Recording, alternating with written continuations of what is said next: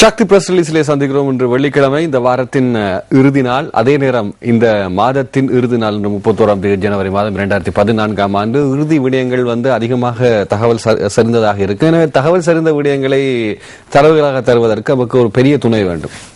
செய்தி அறையில் இருந்து இழுத்தெடுத்திருக்கின்றோம் என்று ஜெகநாத் கானாவை. வணக்கம் ஜெகநாத். வணக்கம் கஜமோகன். வணக்கம். ஆறுதலா இருங்க. நாங்க கொண்டு வந்துட்டு கலையத்துக்கு சிக்கல் இல்லை.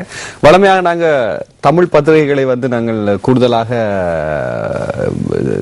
பார்ப்பது வழமை. இன்று நாங்கள் செய்ய போகின்றோம் என்னவென்றால், சிங்கள பத்திரிகையின் பிரதான தலைப்புகளை பார்க்க போறோம். சற்று வித்தியாசமாக உங்களுக்கு இலங்கை சார்ந்த விடயங்கள் எப்படி என்ன சொல்றது சேலமர்த்தப்படுகிறது என்பதை பார்வதற்கு இடலாம்.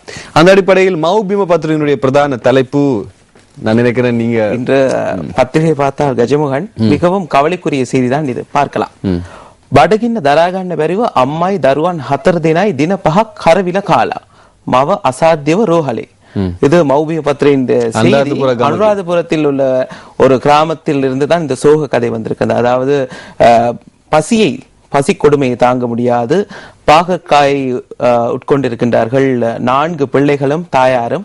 இதில் தாயார் தற்பொழுது கவலைக்கிடமான நிலையில் வைத்தியசாலையில் அனுமதிக்கப்பட்டிருக்கின்றார். இவர்கள் 5 நாட்களாக தமது தோட்டத்தில் இருந்த பாகற்காயை உட்கொண்டுதான் உயிர் வாழ்ந்திருக்கின்றார்கள். இவர்களது குடும்பத்தில் இருக்கக்கூடிய குடும்ப தலைவர், அதாவது குறித்த பெண்ணின் கணவர், அவருக்கு நிரந்தர தொழில் இல்லை. அந்த வகையில் அவர் தற்பொழுது கூலி வேலை செய்துதான் கொடுக்கின்றார். 5 தினங்களாக இவர்களுக்கு 1 கிலோ அரிசியை கூட வாங்க முடியாத ஒரு துர்ப்பாக்கி நிலைமை ஏற்பட்டிருக்கின்றது. அந்த வகையில் அந்த தாயார் தனது பிள்ளைகளின் அந்த குரலை கேட்டுக்கொண்டிருக்க முடியாமல் அவர்கள் தொடர்ச்சியாக அழுது கொண்டிருந்ததால் தோட்டத்தில் இருக்கக்கூடிய அந்த பாகக்காயை பறித்து அவித்து அவர்களுக்கு கொடுத்திருக்கின்றார். இது மிகவும் ஒரு முக்கியமான செய்தி. எவரேனும் மனமுவந்து இவர்களுக்கு உதவி செய்வதற்கு முன்வந்தால் அதுதான் வரவேற்கக்கூடியதாக இருக்கும். துரதிர்ஷ்டவசமாக அனுராதபுரத்தில் தற்போது ஒரு தேர்தல் இல்லை.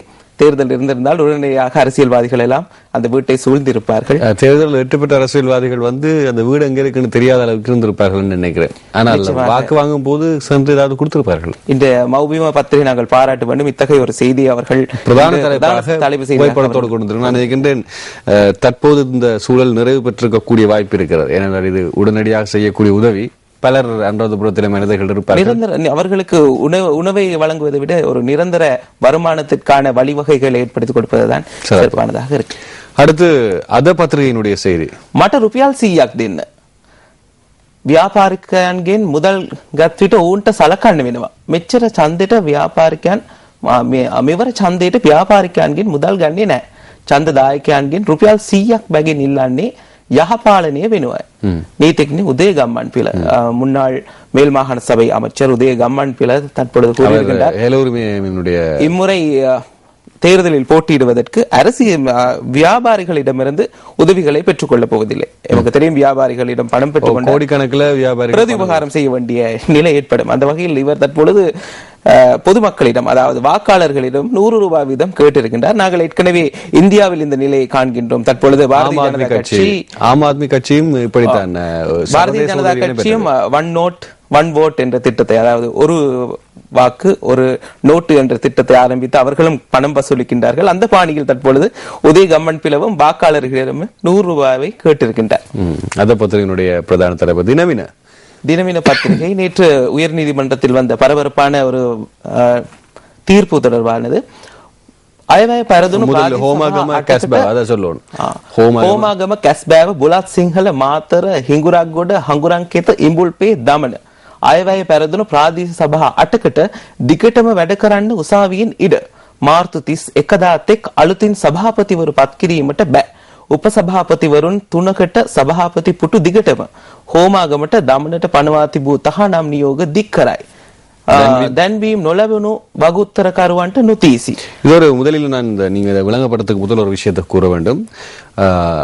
நீதித்துறை அண்மை காலமாக கொடுக்கக்கூடிய முடிவுகள் பாரிய அளவில் மக்களிடையே விசனங்களுக்கு கொண்டு வந்தன. குறிப்பாக பிரதேசிய சபை உறுப்பினர்களுடைய விசாரணைகள் இப்படி வந்திருந்தன. ஆனால் பல நாட்கள் கழித்து ஒரு ஆக்கப்பூர்வமாக நீதித்துறை மிகவும் ஸ்திரத்தன்மையோடு ஆணித்தரமாக கொடுத்த ஒரு முடிவாக, ஒரு தீர்ப்பாக நாங்கள் இதை கருதலாம் என்று நினைக்கின்றேன். அந்த அடிப்படையில் இன்று சொல்லக்கூடிய தெரியும் கஜமுகன், உள்ளூராட்சி மன்றங்களில் வரவு செலவு திட்டம் 2 முறைகள் தோற்கடிக்கப்பட்டால் தலைவர் பதவி விலகி ஆணையாளரின் கீழ் கொண்டு வரப்பட்டு தொடர்ச்சியாக புதிய தலைவர் நியமிக்கப்பட வேண்டும். அந்த வகையில் நேற்றைய தினம் உயர்நீதிமன்றத்தின் தீர்ப்பு அமைந்திருந்தது எவ்வாறென்றால், அந்த குறிப்பிட்ட 8 பிரதேச சபைகளிலும் ஏற்கனவே சில பிரதேச சபைகளுக்கு புதிய தலைவர்கள் நியமிக்கப்பட்டு விட்டார்கள்.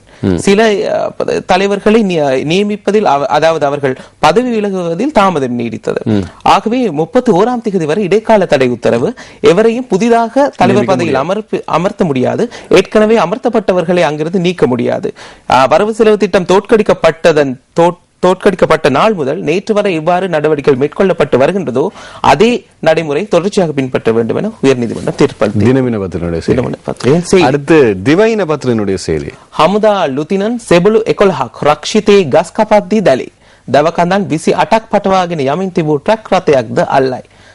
இராணுவ லெப்டினன்ட் ஒருவரும் 11 சிப்பாய்களும் சரணாலயத்திலே மரங்களை வெட்டிய போது கைது செய்யப்பட்டிருக்கின்றார்கள். இவர்கள் 28 மரக்குற்றிகளை ட்ரக் கொண்டில் ஏற்றி சென்ற பொழுது கைது செய்யப்பட்டிருக்கின்றார்கள். இது முக்கியமான விடயம். அவர்கள் கூறியிருக்கும் கருத்து, அதாவது இராணுவ முகாமிலே இருக்கக்கூடிய சமையல் அறையை அமைப்பதற்காகத்தான் இவ்வாறு மரங்களை வெட்டியதாக கூறியிருக்கின்றார்கள். அதுவும் தேக்கு மரங்களை தான் இவர்கள் வெட்டியிருக்கின்றார்கள். நேற்றைய தினம் இது இராணுவ பேச்சாளர் முற்றாக மறுத்திருந்தார். இது சட்டவிரோதமான செயல் என அவரும் ஒப்புக்கொண்டிருக்கிறார். தற்பொழுது இராணுவத்தின் இந்த நடவடிக்கை பலரதும் விமர்சனத்துக்கு முகம் கொடுக்கப்பட்டிருக்கிறது. லக்னோ பத்தினுடைய செய்தி. වසර 30ක් නොකඩවා විදුලිය ගන්න ඉදිකළ නොරච්චෝලේ කැඩුණු නිසා රුපියල් 7ක ඒකකය රුපියල් 35ට ගන්න වුණා. අක්‍රිය වීමට චීන රජය වගකිව යුතුයි. அமாத்தியாங்ஷ லேகாம். தொடர்ச்சியாக இந்த நுரைச்சோலை தற்பொழுது விமர்சனத்தை எதிர்நோக்கி இருக்கின்றது. அந்த வகையில் நுரைச்சோலை அனல் மின் உற்பத்தி 30 வருடத்துக்கு தொடர்ச்சியாக மின்சாரம் வழங்குவதற்கு தான் நுரைச்சோலை நிர்மாணிக்கப்பட்டிருந்தது. ஆனால் அது சேதமடைந்திருப்பதனால் செயற்பாடுகள் தொடர்ச்சியாக செயலிழந்து வருகிறது. இதில் அனல் மின் உற்பத்தியின் மூலம் ஒரு அலகை உற்பத்தி செய்வதற்கு 7 ரூபாய் தான் செலவிடப்படுகிறது. இந்த மின் உற்பத்தி நிலையம் தற்பொழுது செயலிழந்துள்ள நிலையில் 35 ரூபாவை அதற்காக செலவிட வேண்டிய நிலை ஏற்பட்டிருக்கின்றது. தொடர்ச்சியாக இது ஒரு நாட்டுக்கு ஒரு பெரும் நட்டத்தை ஏற்படுத்தி கொடுக்கும் திட்டம் என விமர்சனங்கள் வந்திருக்கின்றன. எவ்வாறாயினும் மின்சக்தி எரிபொருள் அமைச்சினுடைய செயலாளர் இந்த செயலிழப்பிற்கான முழு பொறுப்பையும் சீன அரசு பொறுப்பு. அந்த ஏற்கனவே உடன்படிக்கைக்கு அமைதான் இது நிர்மாணிக்கப்பட்டிருந்தது. ஆகவே இன்றைய தினம் சீனாவிலிருந்து ஒரு விசேட குழு ஒன்று வருகை தந்து இந்த மின் உற்பத்தி நிலையத்தை சீரமைக்கும் பணிகளை மேற்கொள்ள உள்ளதாக அவர்கள் நேற்று தெரிவித்தார்கள். சாதாரணமாக சீனாவின் பொருள் பற்றி நல்லொரு அபிப்பிராயம் இருக்கிறது மக்களிடையே, இல்லையா? சரி, லங்காதீப பத்திரினுடைய செய்தி. நீலாந்துவின் கெலாகப்பு ஹமுதாவே 12ක් අල්ලයි. ඒක කන්දන් 28ක් සමග හමුදාට ක්‍රියදුරල්කුත් අතර ராணுவத்தினர் 12 பேர் கைது செய்யப்பட்டிருக்கிறார்கள் தேக்கு மரத்தை வெட்டியதனால. நீங்க சொன்ன அதே செய்தி. ரிவீர பத்திரினுடைய செய்தி. ගම්පහ මහ කොල්ලේ මොලකරු කොටුවේ. நாங்கள் இது பார்க்கக்கூடியதா இருக்கின்றது. அந்த கொள்ளை சம்பவத்துடன் கம்பாவில் இடம்பெற்ற கொள்ளை சம்பவம் கடந்த வருடம் கடந்தேனும் போலீசார் தற்பொழுது அவருடைய முக்கியமான நபரை கைது செய்திருக்கிறார், தலைவரை கைது செய்திருக்கின்றார்கள் என்ற செய்தி பிரசுரமாக இருக்கிறது. ஆங்கில பத்திரிகை செய்திகளை பார்ப்போம். சிலோன்றுடைய பத்திரிகையுடைய செய்தி. Sex symbols likely to lose nomination, actresses Gayesha and Ruwanthi Singh ginger fail interviews என்கிற செய்தியாக இருக்கிறது. இரவு விடுதியினுடைய நடனமங்கை, பாலியல் காட்சிகளிலே படங்களிலே நடித்த நடிகை, முற்றுமுழுதாக திறந்த வேணியுடன் நடித்த நடிகை, அத்தோடு இங்கே இன்னும் ஒரு நடிகை கயேஷா, இவர்கள் எல்லோரும் அவர்களுக்கான நியமன பத்திரத்தை நேர்முக பரீட்சையில் அவர்கள் தேர்ச்சி பெறவில்லை என செய்தி வந்திருக்கின்றது. ஆகவே இது நாட்டுக்கு ஒரு நல்ல செய்தியாகவே இருக்கின்றது. ஏனென்றால் ஒரு சுய ஒழுக்கத்திலேயே முட்டுக்கட்டையா இருக்கக்கூடிய ஒரு சுய ஒழுக்கத்திலே ஒரு குழந்தைக்கு கொண்டே இவர்கள் எங்களுடைய பிரதிநிதியை காண்பிப்பதில் எப்படி இருக்கும்? சிந்தித்து பாருங்கள் எதிர்காலம். அப்படி சுய ஒழுக்கத்திலே அடிப்படை இல்லாதவர்கள் எப்படி அரசியல் ஒழுக்கத்தில் தங்களுடைய வாழ்க்கையை, எதிர்கால வாழ்க்கையை சரிப்படுத்திக் கொள்வார்கள் என்ற தேவை இருக்கின்றது. சிலோன்றுடைய பத்திரிகையுடைய பிரதான தலைப்பு அப்படி இருக்கிறது. Sex symbols likely to lose nominations, actors Gayesha and Ruwanthi Singh ginger fail interviews என்கிற செய்தி பிரசுரமாக இருக்கிறது. அடுத்து டெய்லி நியூஸ் பத்திரிகையினுடைய செய்தி. லாஃபபிள், சுவ IRE on LLRC. United Nations, other organization accept LLRC as a creditable process.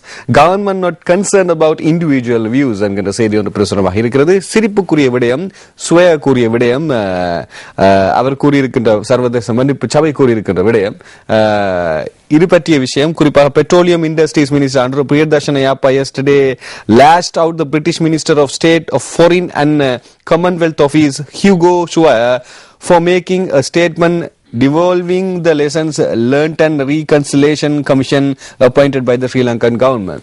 கற்றுக்கொண்ட பாடங்கள் நல்லிணக்கத்துக்கான ஜனாதிபதி ஆணைக்குழுவினுடைய செயற்பாடுகள் சரியாக இடம்பெறவில்லை, நேர்மையான முறையில் இடம்பெறவில்லை என்று அவர் கூறிய குற்றச்சாட்டை வன்மையாக மறுத்திருக்கிறார்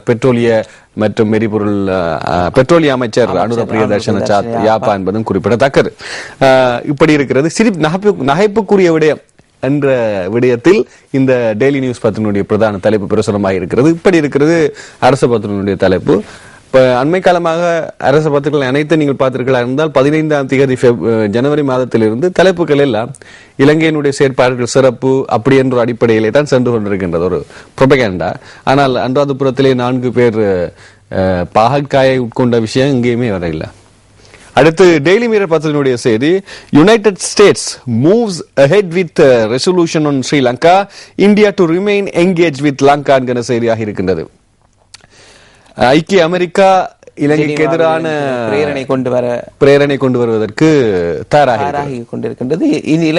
இந்தியாவுடைய நிலைப்பாடு அதே போன்று இருக்கிறது என்பது போல் இருக்கிறது. ரிமைண்ட் என்கின்ற எங்கேஜ்மென்ட்டுடன் இணைந்து செயற்படும் என நம்பிக்கை வெளியிட்டிருக்கின்றார் போலும் லலித் வீரதுங்க அவர்கள். செயலாளர் 90 கூட்டங்களை வைத்திருந்தார், ஒவ்வொரு நாடுகளுக்கும் சென்று பலருக்கான விளக்கங்களை கொடுத்திருந்தார். இப்போது வந்து அவர் சொல்லுகின்றார், the proposed resolutions would build up on the 2 previous resolution, but if it is not been drafted yet, அவர்களுக்கு எதிராக இருக்கக்கூடிய சர்வதேச விசாரணைக்கான அந்த மனு அல்லது அறிக்கை இன்னும் தயாரிக்கப்படவில்லை என்கின்ற செய்தி ஒன்றும் பிரசுரமாக இருக்கிறது. சுவாரஸ்யமான செய்தி, நீங்கள் சிலோனுடைய பத்திரிகையில் மூவரை பற்றி நாங்கள் பேசியிருந்தோம். பெண்கள் 3 போட்டியிடுகிறார்கள். பலரும் கேலிக்கு நகைக்கு சொல்லியிருந்தார், நகைப்புக்கிடமாக சொல்லியிருந்தார்கள் கவர்ச்சி நங்கைகளினுடைய தேர்தல் வருகை என்று. ஜிஞ்சர் 200% கான்பிடென்ட் ஆஃப் ரிசீவிங் நாமினேஷன். அதில் ஒருவர் சொல்லியிருக்க, எனக்கு 200% நம்பிக்கை இருக்கிறது, எனக்கு நான் தான் தகுதியானவர் என்று. நம்பிக்கை இருக்கும். தி ஐலண்ட் பத்திரிகையினுடைய செல் செய்தி இப்படி இருக்கிறது, AL tells India to back call for war crimes probe against Sri Lanka. என்றவுடன் எல்லாரும் யோசிப்பார்கள், இந்த அரபு நாடுகள் எல்லாரும் ஒன்று சேர்ந்து இந்தியாவிற்கு அழுத்தம் கொடுக்கிறது, இலங்கைக்கு எதிராக பிரேரணையிலே இணைய சொல்லி என்று நினைக்க வேண்டாம். AL என்று சொன்னால் Amnesty இன்டர்நேஷனல், AI மன்னிக்க வேண்டும், AL அல்ல, AI செல், அம்னஸ்டி இன்டர்நேஷனல் சர்வதேச மன்னிப்பு சபை இந்தியாவை கேட்டிருக்கின்றது இலங்கைக்கு எதிராக தனது நிலைப்பாட்டை மாற்றி அமைக்க கூறி. இது தி ஐலண்ட் பத்திரிகையினுடைய பிரதான தலைப்பாக பிரசுரமாக இருக்கிறது. ஆங்கில மற்றும் சிங்கள பத்திரிகையினுடைய தலைப்புகளை நாங்கள் பார்த்துக் கொண்டோம். இனி நாங்கள் தமிழ் பத்திரிகை கொண்டு வரக்கூடிய தலைப்புகளை பார்க்கலாம். முதலிலே நாங்கள் இன்று சுடரொளி பத்திரிகையினுடைய பிரதான தலைப்புக்கு செல்லலாம் என்கின்றோம். சுடரொளி சொல்லக்கூடிய பிரதான தலைப்பு இப்படி இருக்கிறது, சர்வதேச விசாரணையே தேவை, நிஷாவிடம் கோரும் கூட்டமைப்பு, கொழும்பில் இன்று இரவு சந்திப்பு, மன்னார் புதைக்குழி குறித்தும் பேச்சு என்கிற செய்தி பிரசுரமாக இருக்கிறது. தெற்கு மற்றும் மத்திய ஆசிய விவகாரங்களுக்கான அமெரிக்க ராஜாங்க திணைக்களத்தின் உதவி செயலாளர் இலங்கை வருகின்றார். அவருடன் தற்பொழுது இன்று இரவு தமிழ் தேசிய கூட்டமைப்பின் முக்கியஸ்தர்கள் கலந்து ஆலோசிக்க இருக்கின்றார். அது தொடர்பான செய்திகளுக்கு செல்லாம். சுடரொலியில் தென் மேல் மாகாணங்களில் நேற்று 10 சுயேட்சை குழுக்கள் கட்டுப்பணம், வேட்புமனு இறுதி பட்டியல் தயாரிப்பில் கட்சிகள் தீவிரம் என்கிற செய்தி ஆரம்பமானது. ஆனால் நான் நினைக்கின்ற தேர்தல்கள் ஆணையாளர் திசாநாயக் அவர்கள் மஹிந்த தேசப்பிரியா அவர்கள், நான் கடந்த காலத்தில் இருக்கிற மஹிந்த தேசப்பிரியா அவர்கள் இப்போது இன்னும் தெளிவாக இருக்கின்றார். என்னவென்றால் சிறப்பாக கூறியிருக்கின்றார், உயிருடன் இருப்பவர்களுடைய உறுதிகள் கட்சியினுடைய செயலாளர்களினால் சரியாக கொடுக்கப்பட வேண்டும் என்று. ஏனென்றால் கடந்த காலங்களில் பார்த்தீர்கள் 10 பேர் 10 பேரை போட்டுருவாங்க, அதுல 3 பேர் தான் உண்மையாக உயிருடன் இருப்பாங்க, இறந்தவர்களுடைய பட்டியல் இருக்கும். அது மீண்டும் அவர்கள் தேர்தல்கள் ஆணையாளருக்கு சென்று அவர் ஒப்பமிட்டு மீண்டும் அனுப்பியதுக்கு பின்னர் தான் தெரியும் இப்படி ஒன்று இல்லை என்று. அல்லது அந்த வீட்டில் இருக்கிறவருக்கே தெரியாது தான் இந்த தேர்தல் வேட்பாளராக இருக்க போறேன். ஏன்னா 10 பேர்ல யாராவது தெரிஞ்ச ஒரு ஆள்கிட்ட பேர் எழுதி போட்டு விட்டுருவாங்க. கட்சிகளின் நிலைமையும் அப்படித்தான் இருக்கின்றது. அது மாத்திரம் இல்ல, ஏன் அப்படி செய்யப்படுகின்ற இன்னொரு விடயமும் இருக்கிறது. இது யாருமே பார்க்கவில்லை ஜெகநாத் கண்ணா. என்னவென்றால் 10 பேர் இருக்கும் போது 10 பேர் கட்டாயமாக பதியப்பட வேண்டும் என்றால் உங்களுக்கு தெரியும் வரக்கூடிய வாக்குகள் பிரிவடைவதற்கு அதிகம். 10 பேரை போட்டுட்டு மிச்சம் 7 பேரில் 3 பேர் தான் இருக்கா, 3 விருப்பு வாக்கு இருக்கு. அப்ப அந்த கட்சிக்குரிய அனைத்து வாக்குகளும் அந்த 3 பகிரப்படும். இப்படி மாற்று விடயங்களும் இருக்கு. இதெல்லாம் பெரிய தேர்தல் நுட்பங்கள். இதெல்லாம் கொஞ்சம் உள்ளுக்கு போனா தான் தெரியும்.